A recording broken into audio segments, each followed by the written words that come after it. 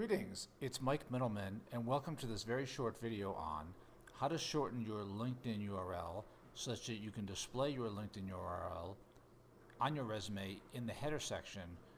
It will be nice and clean and short.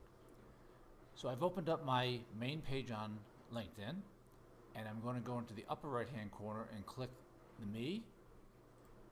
I'm going to come down and I'm going to select Settings and Privacy. The very first item here we're going to select, Edit Your Public Profile.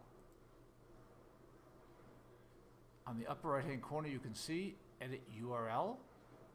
If you click the blue pencil, you can add anything you want. You must have at least 5 characters.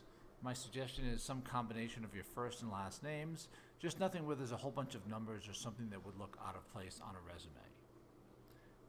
When we're done, we hit Save. And if we go back into LinkedIn, you should see the updated URL for yourself, right?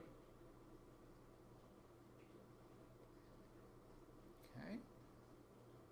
If you go to Me and View Profile, you'll see your updated URL right up here. Great. Then you can copy this directly into your resume, and you're good to go. Thanks.